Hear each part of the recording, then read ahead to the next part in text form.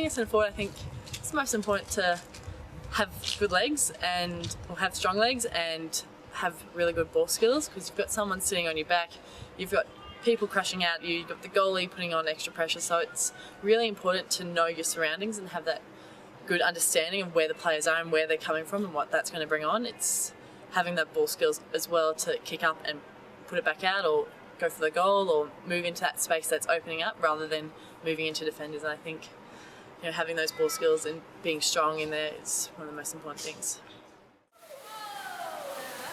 Tough question. What distinguishes me as an athlete? Probably a little bit nerdy. I have quite a fine attention to detail, which I think you find in quite a lot of goalkeepers and in elite athletes, full stop. I think we're a team that never gives up, no matter how much we're down by or ahead by. We always try and attack it with the same intensity and the same drive, not taking the pedal off the accelerator if we're ahead, and we're just always continuing to better ourselves through our internal competition. And I think that's also one of the things that Greg brought into the team when he moved over from the assistant coach to head coach. He really made it a lot more competitive, and we have individual goals that then you're always, as a QAS team, we always want to beat the New South Wales girls, or in your QAS team you always want to beat the person who you're lining up against for a good position. So it's that competitive spirit that I think we've really worked on in our team and really continue to push ourselves.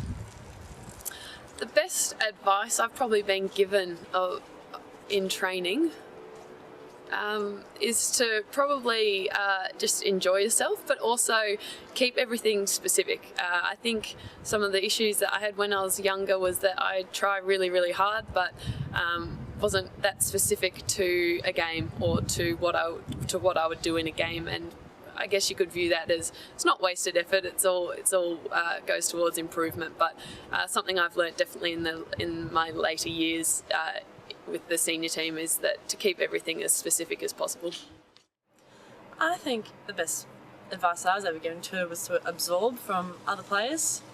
Watch how they play, try it out. If it doesn't work, and you can move on to something new or something different, or you can find a medium between them and sort of just always trying new things, not being happy to settle with, oh, this technique works, so I'm just going to stick with it, because as soon as international competition starts, seeing you playing games, they adapt to how you play, and you've always got to be evolving and changing. I entered the national team in 2009, so just after the girls had come back and won bronze in Beijing, and yeah, I learnt so much from them. They taught me so much about all the other teams. I'd never played any other girls from any other countries or anything, so before each game I kind of go up to some of them and ask the style of their play, so they taught me a lot about that, but just also about being an elite athlete. Just saw what they did at training, how they would prepare themselves, and so I just learnt so much about international water polo. At the time, being an Olympic reserve was quite tough.